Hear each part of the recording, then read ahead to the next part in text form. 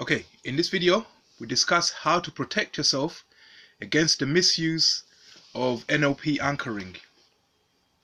Obviously, being someone who has been victimized most of my life, I was initially victimized because of my intelligence. I wasn't supposed to be someone who was intelligent. My first experience with victimization, systematic victimization, started when I was 7.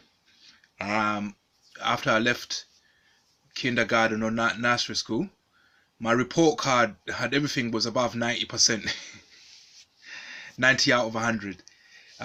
So then it dipped to 50, but I didn't think 50 out of 100. I didn't think I was doing any worse, and I think I had gotten cleverer. But then later on, I realized that exam papers can be switched, and it happened in my tertiary education, and I managed to locate the right exam paper. So that event did happen. Then I realized that it had been happening all my life, but where I was powerless to do anything about it because I trusted people, I didn't believe that anybody had done that.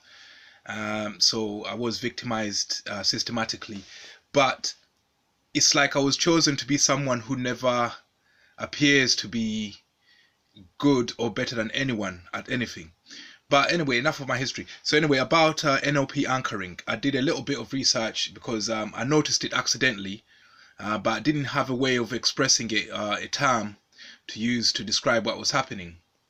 I was in a situation, I won't elaborate too much, where obviously one of my defense mechanisms, because I've had a history of mental disturbance, is to mutter to myself whenever I have thoughts in my head that I don't think are healthy for me.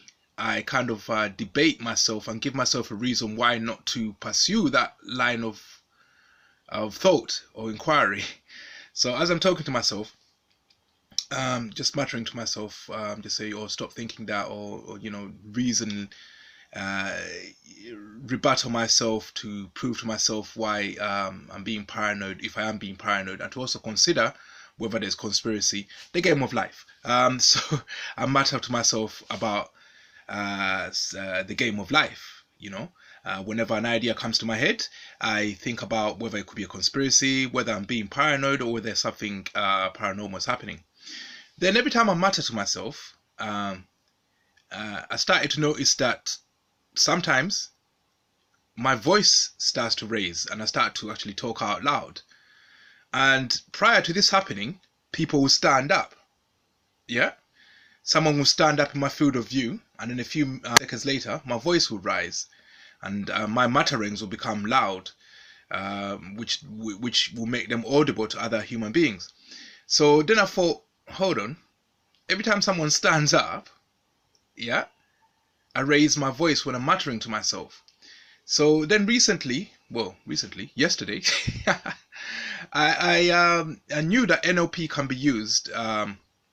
There's a famous illusionist that does it on TV, and he actually reveals what it is. He doesn't hide the fact that he uses NLP, but he does it under controlled environment, and he actually tells you what's going to happen to you before he does it to you. So it's not illegal. But then I said, hold on, could that be used to trigger me into raising my voice?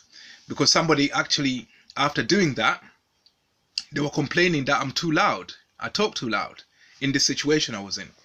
But then I'm like, I don't normally do that, so why am I doing that? That's when I noticed that people stand up prior to me doing it. So this standing up was like an anchor. So they had been working me for a few months or even years to get me to have that response whenever they stand up. Yeah. So when I see me starting to talk to myself, they stand up, and that makes my deterministic animal brain, that's the cue for me to raise my voice. Yeah. So I've been anchored like that, and it's not fair for us to be attacked like this. Somebody hasn't told you they're going to be doing that to you, and you have a right to be somewhere without your mind being triggered and attacked like that. I mean, that's unwelcome. I know criminals use anchoring to get people to do all kinds of silly things. Um, but I'm not targeting criminals here. I'm just basically saying I wasn't targeted by a criminal. So these were just people you believe to be straight. The same people who are anchoring me to raise my voice up were the ones who are complaining about me being loud.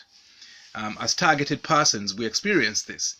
My battery on my phone has been targeted by some microwave targeting, so it might go off any minute now. So basically, I try to get in as much as I can. So the way to protect yourself against NLP anchoring, and I'm looking back through my videos, I realized that I have been describing these protections, but I never actually knew that this was a technique that people use, and I never had proof. You can read it up. NLP anchoring is something that they do. Yeah, when they're targeting us, perpetrators use it in street theater. It involves gestures. Somebody doesn't have to talk to you or even be in your field of vision. They just gesture to you and control you via gesture. Somebody can do this, which would trigger you to turn left or turn right. They can condition you to respond to certain gestures.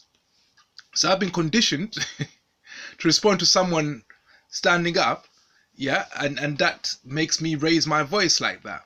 So once you know you've been triggered, you can start from there. But it's very hard to fight against NLP anchoring because it works, innit? If it didn't work, they wouldn't be doing it. So my defense, I've described it all through my videos. Thank goodness the Almighty inspired me. And I've been trying to tell you to protect yourself against anchoring, but I never knew that there was actually a phrase, a term, to describe what I'm trying to protect you against. But basically, it's the same thing.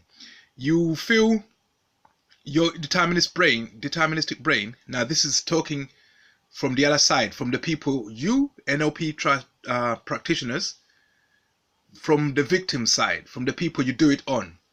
This is what we feel. So you feel an urge to do something. Now remember what I told you about your urges, your what do you call it? So you feel an urge anyway. So basically, don't act impulsively towards these urges. That's what I'm telling you. Don't be impulsive towards your urges. And I told you this in some of the videos I had before. Impulse, and I think the other one was I can't remember what it was. But anyway, there's the three components.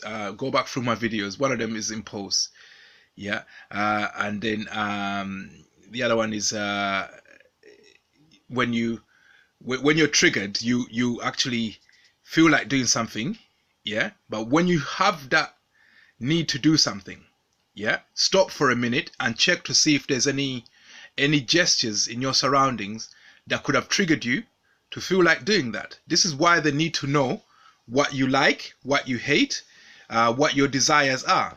So what I do, I desensitize myself to my desires, but I never eradicate them. Yeah. If I like a certain look in a woman, I practice looking at that woman, yeah, without acting impulsively towards it.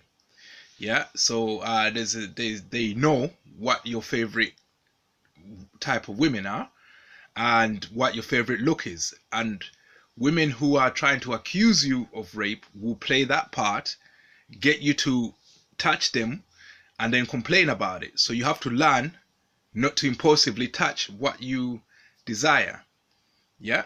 So they can anchor you to actually prefer a certain type of woman who is going to actually cry rape every time you touch her. Yeah? And women are in on it. It's the classic honey trap. Yeah. So basically, you need to protect yourself against anchoring by desensitizing yourself. By what I do, if I watch porn, I watch the type of woman that I'm into.